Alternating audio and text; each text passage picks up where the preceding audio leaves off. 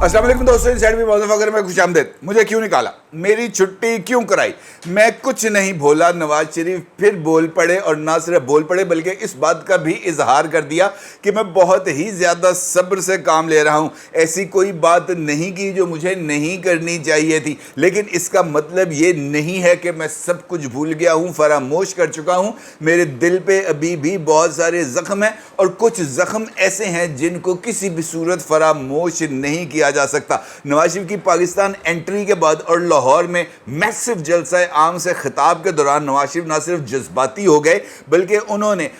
कुछ ना कहते हुए भी बहुत कुछ कह डाला और बुनियादी तौर पर बिटवीन द लाइंस उस सारे खेल की तरफ इशारा कर दिया जिसकी परतें अब वो आहिस्ता आहिस्ता खोलते चले जाएंगे अगर उनके रास्ते में रुकावटें डाली गई। मेरा ख्याल है कि आज के जलसे में नवाज शरीफ साहब की तरफ से ये जो पैगाम है ये बहुत ही ज़्यादा अहमियत का हामिल है, क्योंकि बाकी चीज़ें अपनी जगह पर। नवाज शरीफ का खिताब यकीनी तौर पर एक स्टेट्समैन का खिताब नज़र आ रहा था, क्योंकि उसमें कोई ज़ाती हमला नहीं था, किसी सियासी मुखालिफ के बारे में किसी तरह की कोई तज़हीक अमेज़ गुफ्तगू नहीं थी, इमरान खान या इमरान खान के किसी चेले चांटे के हवाले से कोई रकीक जुमला नहीं था, मुखालिफ के ऊपर किसी तरह का कोई तंज नहीं था, किसी से इंतकाम ना लेने का ऐलान किया गया और सबको एक मर्तबा फिर एक मुठ होकर पाकिस्तान के लिए काम करने का पैगाम दिया गया। मेरा ख्याल है कि नवाज शरीफ की वापसी पर जलसे में नवाज शरीफ की तरफ से किए जाने वाले ये दो इक़दामात बहुत ही ज़्यादा अहमियत के हामिल हैं। कैसे, ये एक बहुत इंपॉर्टेंट सवाल है और ये सवाल भी बहुत ज़्यादा इंपॉर्टेंस है का हामिल है कि नवाज शरीफ की वतन वापसी के बाद क्या नवाज शरीफ अपने ऐलान करदा इन दो बातों के ऊपर अमल दरामद कर सकेंगे, क्योंकि आज के जलसे में भी मुस्लिम लीग नून की तरफ से इस बात का एहसास तो दिलाया गया कि जनाब इलेक्शंस की तारीख का पता नहीं कि इलेक्शन कब होंगे या कब नहीं होंगे, अलबत्ता नवाज शरीफ वज़ीर आज़म होंगे ये बात तय है। और इस तासुर के नतीजे में इस तरह लगता था जैसे इत्तफाक फाउंड्री से कुछ ज़्यादा खुसूसी अहकामात के ज़रिए कुछ स्पेशल ऑर्डर के ऊपर कुछ ज़्यादा मोटे से सरिये बनवाए गए हैं और वो मुस्लिम लीग नून की लीडरशिप की गर्दनों में आज बहुत ही ज़्यादा जिसे मैं कह सकता हूँ कि वसूख के साथ महसूस किए गए। उनके रवैयों से इस बात का एहसास हुआ। अदरवाइज़ ये क्या बात होती कि अस्मा बुखारी हों या हिना परवेज़ भट्ट साहिबा हों जो सोशल मीडिया पर मुस्लिम लीग नून की लड़ाई लड़ रही हों और उनको स्टेज के करीब फटकने का भी मौका ना दिया गया हो और स्टेज पर सारे के सारे यानी जिसे हम कह सकते हैं ना इब्तला का दौर, वहाँ पर लापता रहने वाली अनूशा रहमान अचानक स्टेज पर नज़र भी आ जाएं, मरियम के इर्द गिर्द भी घूमती फिरे, नवाज शरीफ आए और नवाज शरीफ साहब उनके सर के ऊपर थपकी भी दें, उनको जो है उनकी पजीराई भी करें और बाकी तमाम मुंह तकते रह जाए। मेरा ख्याल है कि यहाँ पर कुछ ना कुछ थोड़ी सी कुछ ऐसी एक्टिविटी है जिस पर गौर करने की ज़रूरत है। अलबत्ता नवाज शरीफ साहब का जो ख़िताब की अगर मैं बात करूं या जलसे की माहौल की बात करूं तो अच्छा जलसा था, मैसिव जलसा था, बहुत ही बड़ा जलसा था, बल्कि इस हद तक था कि जलसे के इख्तिताम तक भी काफ़िलों का लाहौर आमद का सिलसिला जारी था। और आईबी की रिपोर्ट के मुताबिक जिस वक्त नवाज शरीफ का जलसा इख्तिताम पजीर हो रहा था, मोटरवे और जीटी रोड के ऊपर कम अज़ कम 10-10, 15-15 किलोमीटर लंबी कतारें लगी हुई थी टोल प्लाजा के ऊपर के उनको जो है वो लाहौर में एंट्री की इजाज़त मिल जाए। इस हद तक माहौल जो है वो ज़रा गर्म था। अलबत्ता जलसे की अगर मैं बात करूं तो मरियम नवाज़ आज पूरे के पूरे जलसे को ओवरलैप करती हुई नज़र आई। मरियम नवाज़ स्टेज पर उन्होंने मुकम्मल तौर पर कंट्रोल रखा। स्टेज से क्या होगा, किस बंदे ने बात करनी है, कौन सी बात करनी है, डीजे ने कौन सा गाना लगाना है, डीजे ने कौन सा तराना लगाना है, ये सब कुछ मरियम नवाज़ ही डिसाइड करते रही। और इसका मतलब यह था कि मरियम नवाज़ एज चीफ ऑर्गेनाइज़र ये बात इस्टेब्लिश करना चाहती थी और शायद इस्टेब्लिश करने में कामयाबी हुई कि वो उन्होंने एक अच्छा शो ऑर्गेनाइज किया है। किस तरीके से किया है ये एक अलग सवाल है। अलबत्ता अहले यूथ के सीनों पर मूंग दलने के लिए तो सिर्फ यही बात काफ़ी है कि शाही किला लाहौर में जब हेलीकॉप्टर लैंड कर रहा था, और यहाँ पर यह बात भी बहुत ही इंपॉर्टेंस की हामिल है कि नवाज शरीफ साहब ने लाहौर एयरपोर्ट से शाही किले तक जिस हेलीकॉप्टर पर सफ़र किया, आपको पता है वो हेलीकॉप्टर किसका था? वो हेलीकॉप्टर जनाब इस्तेहकाम में पाकिस्तान पार्टी के चेयरमैन जनाब जहांगीर तरीन साहब का था। और नवाज शरीफ साहब जहांगीर तरीन साहब यानी अपने सियासी मुखालिफ जिनके ख़िलाफ़ उन्होंने इलेक्शन लड़ना है اس کے سربراہ کے ہیلی کاپٹر پر بیٹھ کر، یہ وہی ہیلی کاپٹر ہے جہاں پر عمران خان صاحب بیٹھ کر پاکستان بھر میں نواز شریف کے خلاف ہی دورے کیا کرتے تھے، نواز شریف کے خلاف ہی جو ہے وہ تقریریں کیا کرتے تھے. آج تقریر کرنے کے لیے نواز شریف جس ہیلی کاپٹر پر پہنچتے ہیں مینار پاکستان، وہ ہیلی کاپٹر بھی انہی جہانگیر ترین صاحب کا تھا. ہیلی کاپٹر سے اترتے ہی کمشنر لاہور نواز شریف کا استقبال کرتے ہیں اور سی سی پی او لاہور جو ہے وہ نواز شریف کو سلوٹ ٹھوکتے ہیں، اور اس کی ویڈیو جناب سوشل میڈیا پر وائرل ہے اور بہت ہی زیادہ مرچیں لگانے کے لیے کافی ہے یہ اتنی ہی ویڈیو. البتہ نواز شریف صاحب کی آمد کے بعد جو سٹیج کے اوپر ایک جذباتی ماحول دیکھنے کو آیا وہ بھی بہت ہی زیادہ ہارٹ ٹچنگ تھا، اور نواز شریف کے خطاب کا آغاز تو بہت ہی زیادہ دلچسپ تھا، کیونکہ نواز شریف صاحب نے اسی نقطے جس کا میں نے آپ سے گفتگو کے آغاز میں ذکر کیا، اپنی تقریر کا آغاز بھی انہی الفاظ سے لیکن شاعرانہ انداز میں کیا، یہ کہتے ہوئے کہاں سے چھیڑوں فسانہ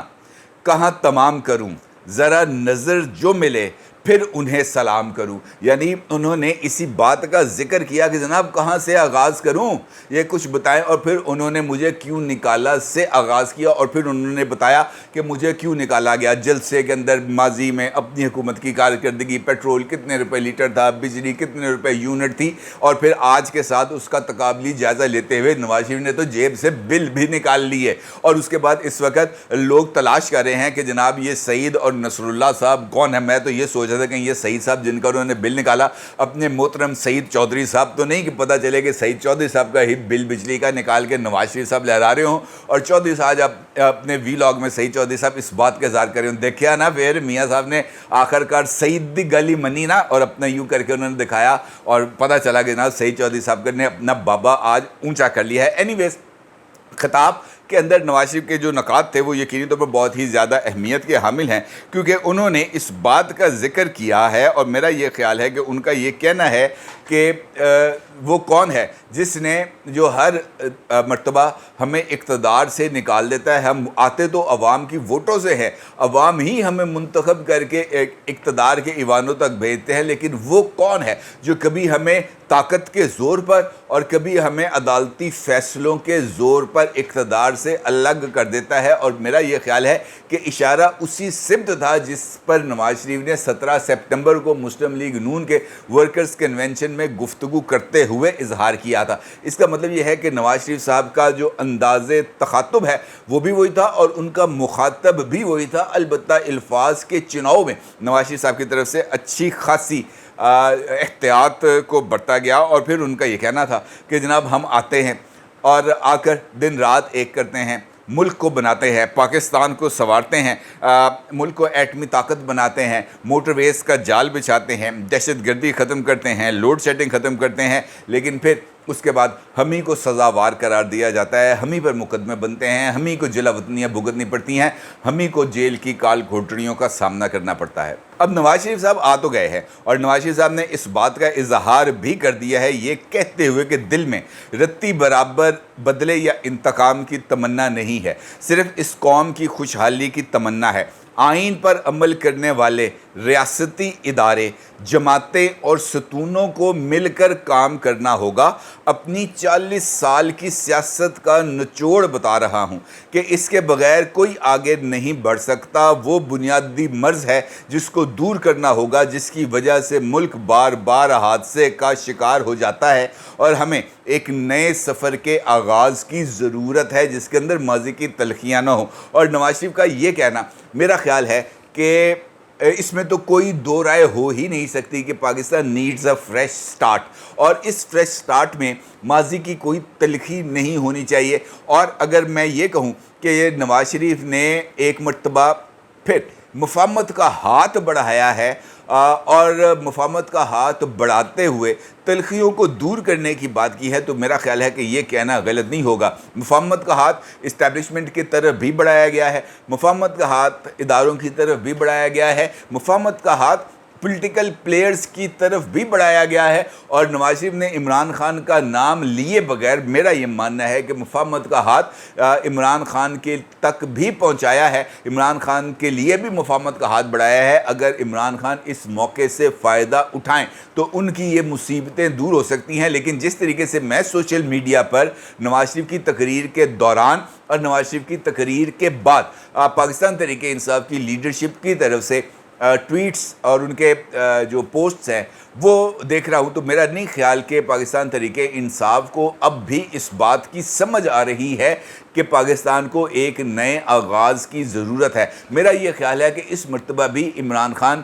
وہی کانفرنٹریشن کی سیاست ہی چاہتے ہیں، تاکہ ان کے لیے اور ان کے اپنے ووٹر اور سپورٹر کے درمیان جو چیز برج کر سکتی ہے وہ یہی کانفرنٹریشن ہے۔ آلدو میرا یہ ماننا ہے کہ شاید یہ وہ وقت نہیں ہے جب کنفرنٹریشن کی سیاست کی ضرورت ہو، اور اگر کنفرنٹریشن کی سیاست آگے بڑھے گی تو خدا نخواستہ پاکستان کو ویسے ہی کسی حادثے کا شکار ہونا پڑ سکتا ہے، خاکم بدہن، جس طریقے سے پاکستان 1971 میں شکار ہوا تھا۔ اور نواز شریف نے بجا طور پر اس سمت میں بھی اشارہ کیا کہ ہم نے مشرقی پاکستان کو بوجھ سمجھا اور یہ سوچا کہ یہ جھوٹ پٹسن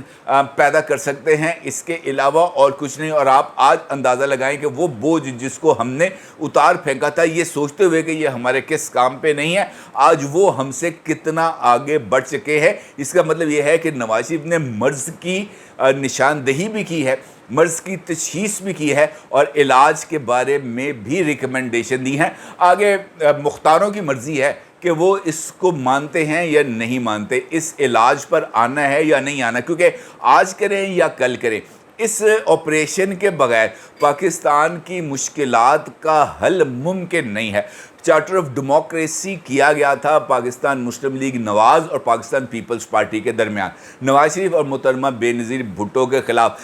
کے ساتھ۔ اب میرا یہ ماننا ہے کہ یہ اس مرتبہ کا جو چارٹر آف ڈیموکریسی ہونا چاہیے وہ تمام پولیٹیکل قوتوں کے درمیان ہونا چاہیے، اور یہ بہترین وقت ہوگا کہ ایسے کسی چارٹر کی ضرورت پہلے سے زیادہ ہوگی، اور اگر یہ چارٹر الیکشن سے پہلے تیار ہو جائے، الیکشن سے پہلے منظور ہو جائے اور تمام پولیٹیکل سٹیک ہولڈرز اس چارٹر کے سگنیٹری بن کر اس پر پیرا دیں، تو میرا نہیں خیال کہ ہمارا یہ جو دور ہے، یہ جو ابتلا کا دور ہے، یہ ختم ہو سکتا ہے۔ لیکن اس کے لیے فریش سٹارٹ کرنے کی ضرورت ہے۔ نواز شریف تیار ہیں، کیا عمران خان اس فریش سٹارٹ کے لیے اپنا ہاتھ آگے بڑھائیں گے؟ یہ ایک بہت امپورٹنٹ سوال ہے، بہت بڑا سوال ہے، جس کا فوری طور پر میرے پاس تو جواب نہیں ہے۔ اگر آپ کے پاس اس کا جواب ہو تو کامنٹس میں ضرور آگاہ کیجیے گا، اپنی رائے کا ضرور اظہار کیجیے گا۔ آپ کا بہت شکریہ، اللہ حافظ۔